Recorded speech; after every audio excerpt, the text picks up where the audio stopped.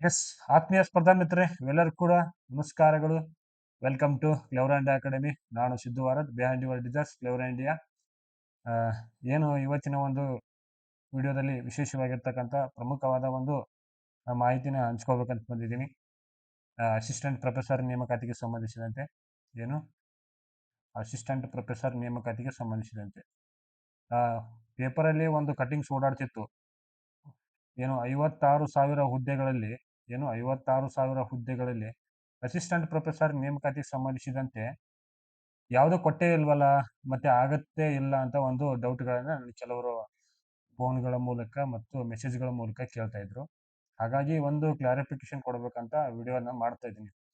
ಯಾಕಂದ್ರೆ ಹೈದರಾಬಾದ್ ಕರ್ನಾಟಕದಲ್ಲಿರ್ತಕ್ಕಂಥ ಹುದ್ದೆಗಳಲ್ಲಿ ಹೆಚ್ಚಿನ ಆದ್ಯತೆ ಕೊಟ್ಟಿರ್ತಕ್ಕಂಥ ಒಂದು ಸಂಗತಿಯನ್ನು ನಾವು ಇಲ್ಲಿ ಪೇಪರ್ ಕಟಿಂಗ್ಸ್ ಅಲ್ಲಿ ಕೂಡ ನೋಡ್ತೀವಿ.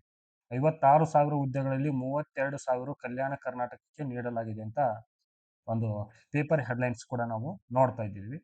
ಸರ್ಕಾರಿ ನೇಮಕಾತಿಯಲ್ಲಿ ಬಂಪರ್ ಕೊಡುಗೆ, ಮೀಸಲು ನಿಗದಿ ಬೆನ್ನಲ್ಲೇ ನಿರ್ಲಕ್ಷಿತ ಜಿಲ್ಲೆಗೆ ಅದೃಷ್ಟ ಅಂತ ಕೊಟ್ಟಿದ್ರು. ಹಾಗಾದ್ರೆ ಉಳಿಕಿದ್ದು ಏನು ದುರಾದೃಷ್ಟ ಏನಾಗಿದೆ?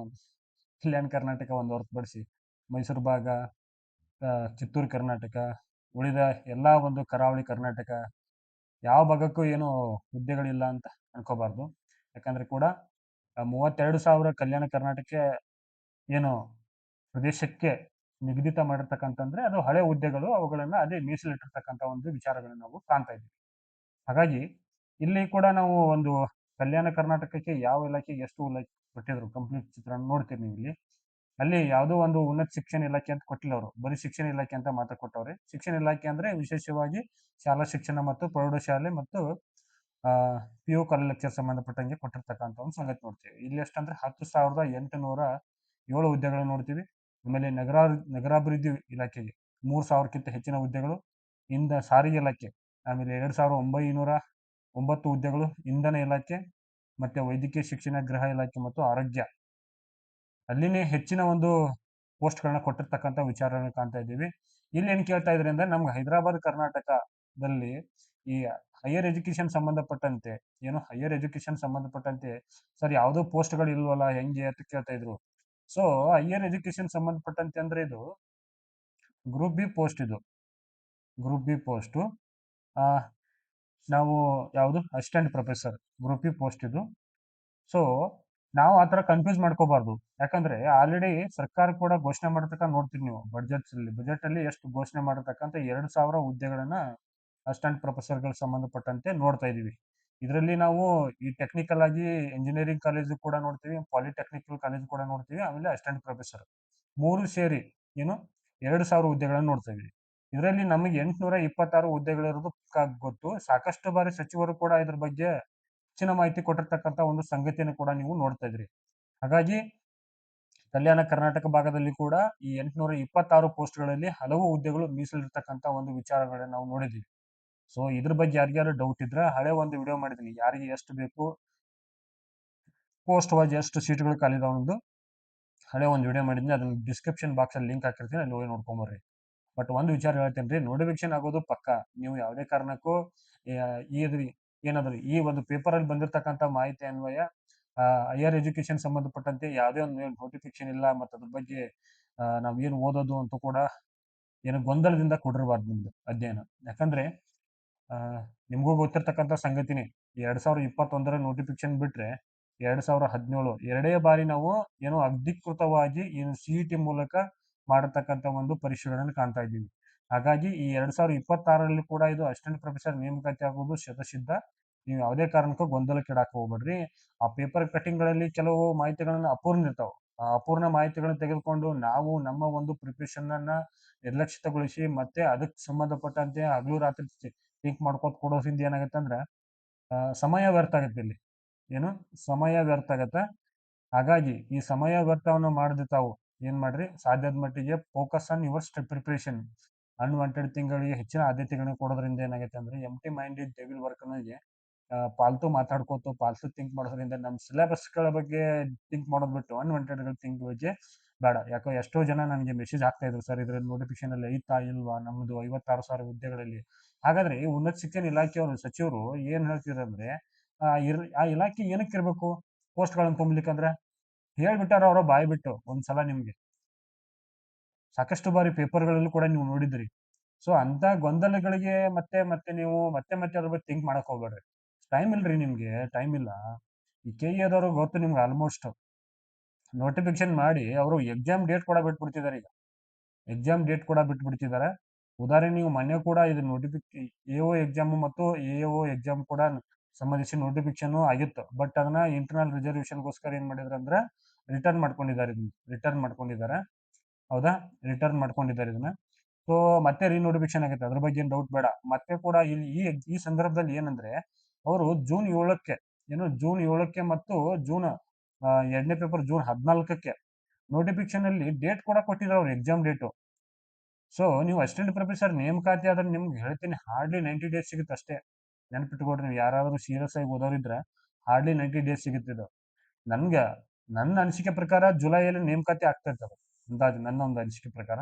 ಇನ್ನೇನಾದ್ರು ಮಿಕ್ತಾರೆ ಅದ್ರ ಮಧ್ಯದಲ್ಲಿ ಈ ಜುಲೈ ಮತ್ತು ಸೆಪ್ಟೆಂಬರ್ ಮಧ್ಯ, ಮ್ಯಾಕ್ಸಿಮಮ್ ಜುಲೈ ಮತ್ತು ಸೆಪ್ಟೆಂಬರ್ ವರೆಗೆ ಮಧ್ಯ ಈ ನೋಟಿಫಿಕೇಶನ್ ಆಗೋದು ಪಕ್ಕ. ನೀವು ಜೂನ್ ಐ ಥಿಂಕ್ 2026 ಒಳಗೆ ನೀವು ಏನ್ ಮಾಡ್ತೀರ ಅಂದ್ರೆ ಇದು ಅಸಿಸ್ಟೆಂಟ್ ಪ್ರೊಫೆಸರ್ ಸಂಬಂಧಪಟ್ಟಂತ ಎಕ್ಸಾಮ್ ಅನ್ನ ಬರೀತೀರಿ ನೀವು. ನನಗೊಂದು ಅನಿಸಿಕೆ ಪ್ರಕಾರ ಇದು ಬಲ್ಲ ಮೂಲಗಳ ಸಂಬಂಧಿಸಿದ ಮಾಹಿತಿಗಳನ್ನ ನಾನು ನಿಮ್ ಜೊತೆ ಕೊಡ್ತಾ ಇದ್ದೀನಿ.